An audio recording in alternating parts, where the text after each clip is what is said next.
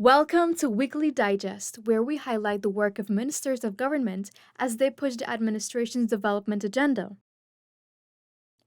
Addressing the decade-old conflict between Berbice rice and cattle farmers, Agriculture Minister Zulfikar Mustafa visited the region on Saturday.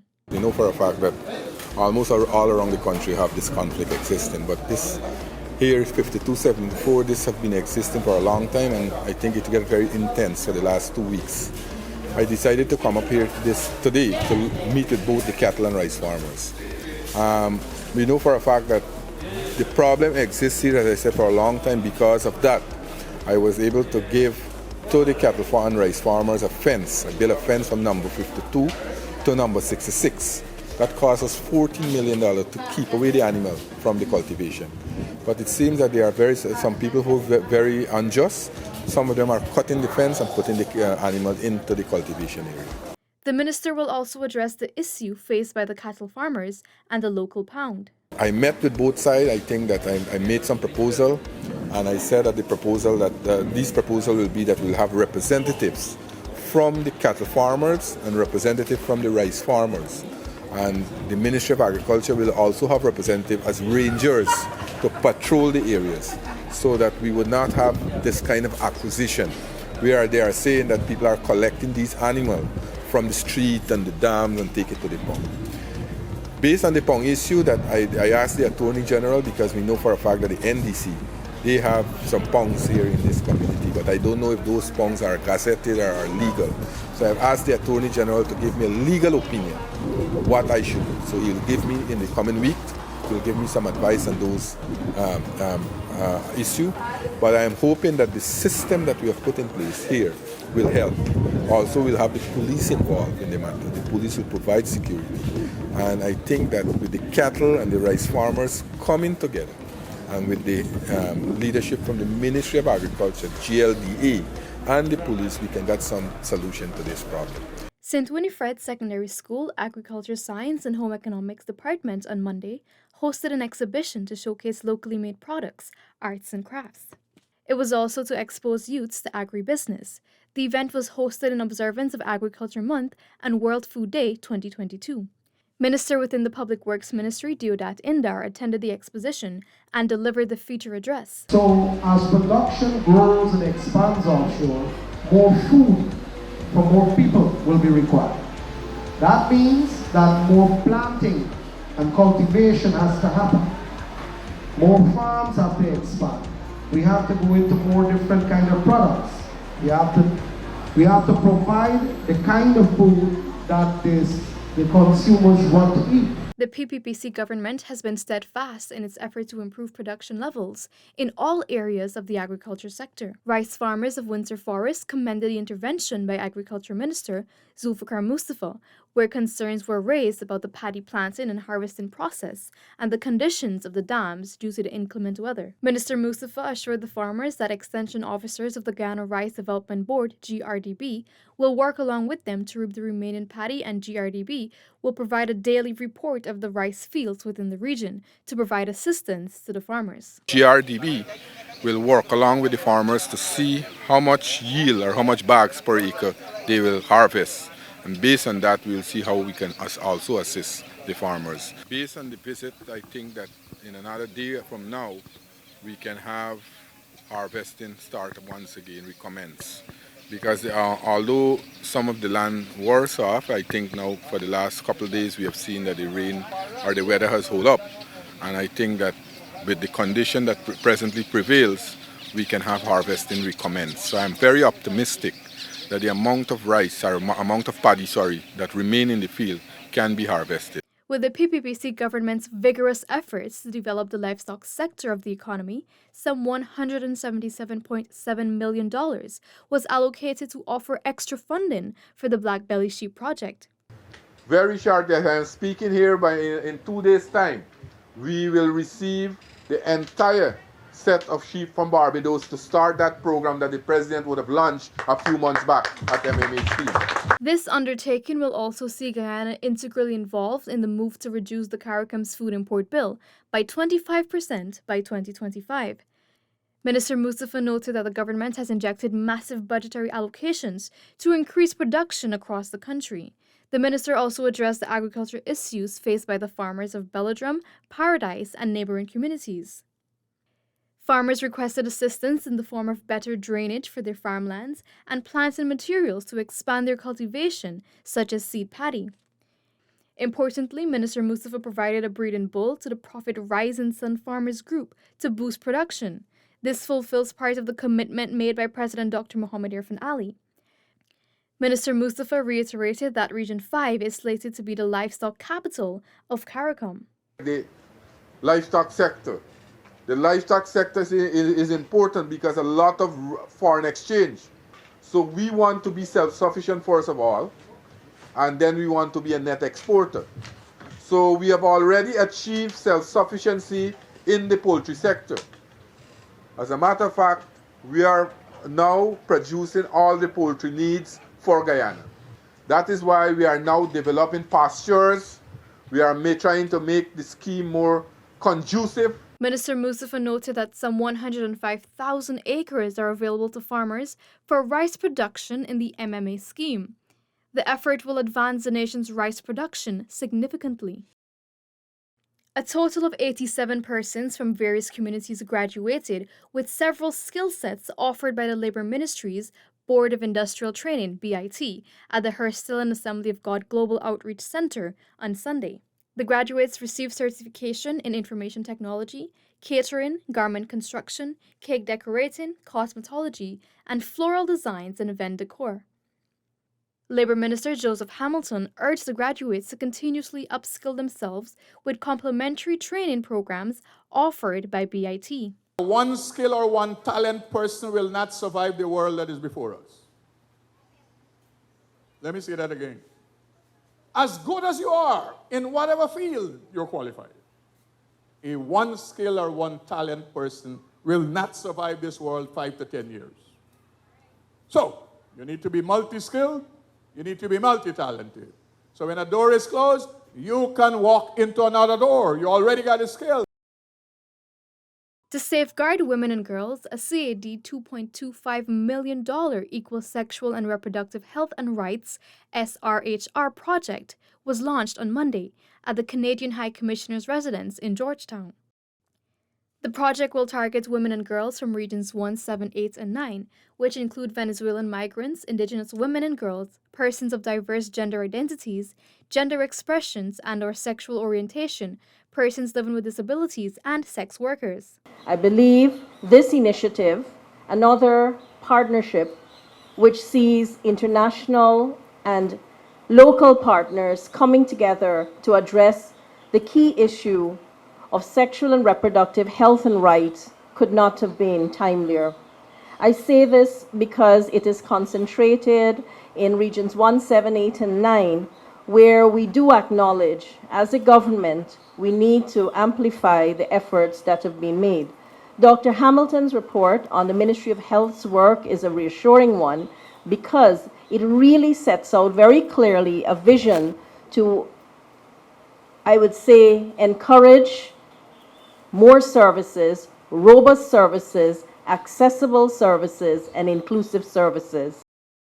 Residents in Region 2 will no longer have to travel to Georgetown to get their dialysis treatments, as the Health Ministry commissioned a new dialysis centre on Monday.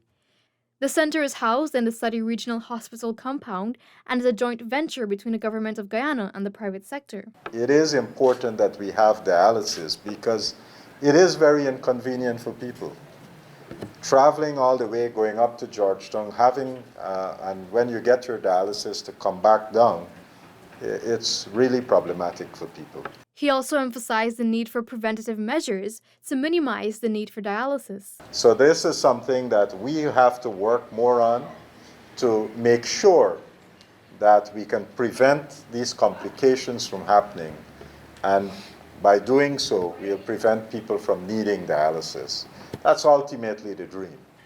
But we're not going to get there in a hurry. And that's why we need to provide dialysis across the country. Residents of Essequibo will also benefit from a new water ambulance to facilitate the delivery of health services. Health Minister Dr. Frank Anthony on Monday commissioned a $24 million ambulance equipped with a 250 horsepower engine. This is a recent addition that we have, and they would be going down this river here to make sure that the communities here can be properly serviced. In addition, the minister launched the pharmacy assistant training program in Region 2. Approximately 27 persons will benefit from training in the compressed pharmacy assistant curriculum. Health Minister Dr. Frank Anthony noted that with the expansion of the healthcare system, the need for medical personnel increases. The easiest thing to do is to be able to build the facility and equip it. The hardest one is to make sure that we have adequate staff to be able to run the facility.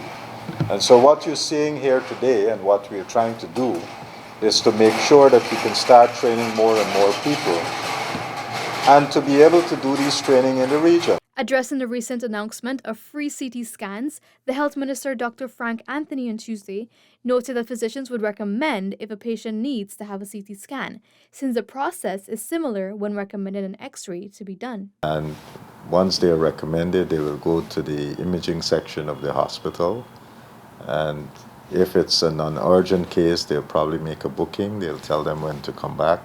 If it's an urgent case, obviously they'll get it. Minister Anthony noted that the free CT scans will also be offered at the new hospitals. The government has already laid the groundwork for the development of a number of new healthcare facilities. Committed to its promise to build a world-class healthcare system in Guyana, the government is moving ahead with the construction of 7 new hospitals that will deliver quality health services to Guyanese in all regions. Health Minister Dr. Frank Anthony, in a recent interview, said the mobilization phase for the construction of the hospitals has been completed. Well, I think we have made significant progress. We have 2 main companies that are working on these hospitals. So the first one, which is the pediatric and maternal hospital, that's a 256-bed hospital. It's located in Ogle, and we have already handed over the site to the contractor. A team of government ministers comprising of Housing and Water Minister Colin Crowell, Tourism, Industry and Commerce Minister Oni Dwalrun, Minister within the Office of the Prime Minister Kwame McCoy, and Minister within the Public Works Ministry Deodat Indar conducted a road and infrastructure inspection in Beefield Sophia on Monday. This is one of the main access roads. So immediately the team will come back, and that's from the Community Development Department and Central Housing, to work with those persons who are occupying on the reserve, because we need much wider use of the current road that this is. You see the traffic that is flowing here. And so this road actually helps to ease some of the traffic from going on to Sherry Street.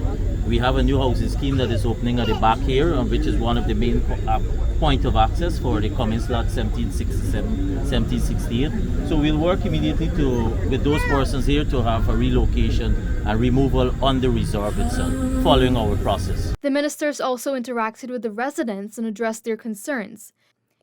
Minister Indar said that the Blacker Bridge will be replaced with a new composite structure, which will include steel beams. We will definitely have some immediate interventions, and we have to look at what envelope of spending we have to see how much we can do, when we can do it, and how we can stagger the implementation of the work. But I can tell you, this bridge is a main thing. Some of the streets, they need immediate intervention. Our government philosophy is that every community will be uplifted, so we have to make sure that we do our part here. And Minister Kwame and Minister Uniji are leading in this community, and I'm just here to support them in everything that I can do. The verification process to move ahead with the disbursement of steel and cement for home builders could begin as early as next week. This was disclosed by Housing and Water Minister Colin Crowell during an interview with DPI. The steel and cement initiatives were initially announced by President Dr. Mohammed Irfan Ali earlier this year. It will see homeowners benefiting from government support of steel and 1 sling of cement for homes under $6 million. They will also benefit from 2 slings of cement if they're aiming to build homes between $6 and $25 million. The implementation stage is going smoothly. In fact, we have over 1,900 persons who have uplifted forms to be able to benefit from that program. In terms of persons who are able now to move to the next phase. We have over 230 such persons, for which in the new week we will commence the investigative stage. He explained that any Guyanese citizen in possession of land can qualify for this initiative, granted that they have a pre-approval in the form of their construction plan. Residents from various communities in Mabaruma sub-region will soon have better access to water services following the drilling of several wells. Housing and Water Minister Colin Crowell recently conducted an assessment at several Guyana Water Incorporated GWI substations in the sub-region. I want to assure them we have a plan and that we have already put some measures in place to correct this. So what do I mean? In the first quarter of 2023, which is only a few months away, we'll be sending a rig that is currently in the Matikai sub-region to drill a number of wells. And these include within Canhill, as well as for Mabruma settlement. A new well will be drilled within the Wauna community since the residents are currently accessing water from the Wanaina substation as well as Hosororo. Additionally, the Wanaina substation will be linked to the electrical grid to increase service hours for water as the government continues to push the hinterland electrification program. I want to assure persons within the Mabruma municipality vicinity that or those constituencies that to assure them in a few months they will be receiving larger pumping hours of water and even improved level of service, because we are also connecting the system that is going to be at Barabina. That Barabina system will be connected to Komaka in 2023 as part of our program. More than $1.5 billion has been invested by the PPPC government to increase access to safe, clean and reliable water in the hinterland and riverine communities throughout the country. Tourism stakeholders from all across the country gathered in the mining town of Linden on Tuesday for the launch of Tourism Awareness Month, which is being observed under the theme All Sectors, One Tourism. Prime Minister Brigadier Mark Phillips, while delivering the feature address, noted that tourism over recent times has been establishing itself as a major contributor to Guyana's gross domestic product. He noted too that because of the tremendous potential for this sector, the PPPC administration has planned a major focus on the development of the sector. Our government has always placed tourism as a priority, given its development potential and Guyana's natural portfolio. Moreover, as Guyana continues to attract attention from the wider world, we have already committed to investing in our people through capacity building in hospitality management, quality assurance, and other critical areas that we prepare for as we prepare for an influx of tourists ready to take in the magic of destination Guyana. Tourism Minister Oni Jwalran in her speech noted that the government is on a path to create opportunities for all, and it is reflected in the launching of Tourism Month in Linden Region 10. This, she said, will increase the national and international profile for the region and bring economic benefits. At the opening of the annual leadership training for Amerindian Village Councils, Amerindian Affairs Minister Pauline Sukai has called on Amerindian leaders to practice good governance and financial accountability in light of reports of financial irregularities at village councils. The Amerindian Affairs Minister also stressed the need for capital projects funded by the government to be completed within a deadline stipulated.